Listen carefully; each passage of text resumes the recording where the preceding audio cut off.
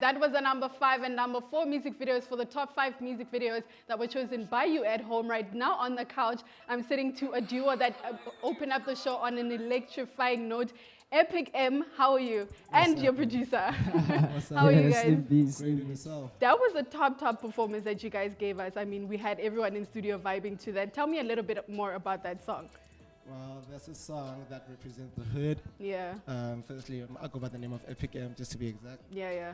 from the Gooks. So whatever I say on my music, I always represent where I come from. Absolutely. So I've seen kids in the hood trying to make money. Yeah. Whether it's they're getting it the good way or the bad Or way. the bad way. They're still trying to Everyone get is some still money, trying to you know. get it, right? So Malum it's more like the money that will last for generations. Yeah. So as I think we as black children, we're not exposed to that. Yeah. So I think it's the best thing to influence the kids in the hood to make sure that they can make the best out of their lives. Absolutely, that's amazing. Yeah. Speaking of influencing the younger generation in your hood, how important is it for them to have a role model they can look up to in terms of, I mean, now it's a very trying time. Kids are doing everything under the sun that you can think of, good and bad. So how important is it for you to be that member in the community that says, okay, these kids can look up to something good at least, and I'm trying? That's a very beautiful question to begin with. We were raised in a hood whereby we used to look up to thugs. Yeah. You know, we took something out of that and made something huge. You know, by putting the music and the words together so that people can understand exactly where you're coming from. Yeah. So with regards to being someone who's influential to the kids, it's very imperative to an extent that kids now have something substantial to look up to. Absolutely. Which is the hood, the niggas from the hood and the up-and-coming superstars. Absolutely. You two shared the performance, the song that you did. Yeah. As a producer, how do you actually come into not just producing, but actually performing the music that you produced for him? And I mean, like, I also wrote a verse there. I also have a verse on the song. Oh, okay. Yeah, and even that beat was made like a long time ago, but it just didn't have nothing on it until I gave it to him, and then he came with the Imali Mlungu, and then we made that song. Like, we didn't even write that song. Wow. It was just like So you just winged it in studio? Yeah. We started off by chanting the song, like mumbling the words just to get the rhythm. And then I asked him to put me on because I felt something was coming. You know? So that's when I articulated everything.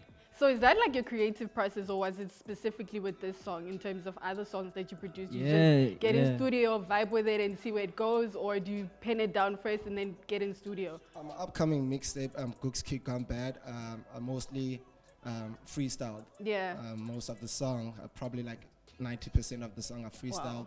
Wow. I think it's the best way to project your feelings, you know. Yeah. So, but probably 10% or if not, 10% was written. That's amazing. You've been growing pretty well in space in music in Cape Town specifically.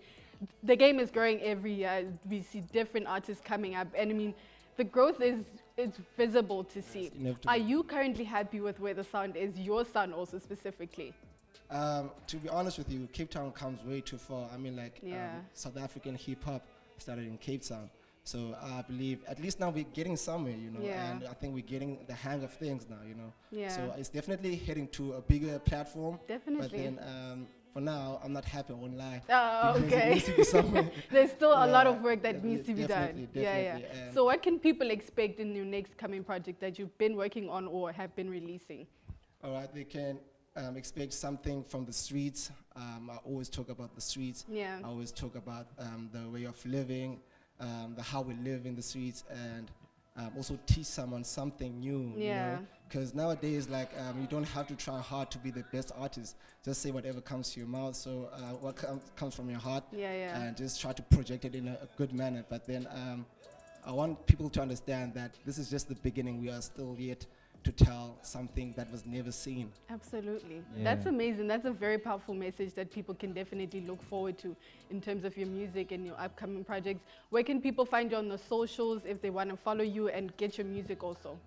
Okay, on Facebook, it's Epic M, RSA, and then on Twitter, it's Epic M _ RSA, and on Instagram as well, Epic M _. Absolutely. What I picked up from this interview is definitely anyone in the community can be of influence. Also, do make sure that whatever you do, it's of impact. Ladies and gentlemen, thank you so much for joining us in studio. It's been an absolute pleasure.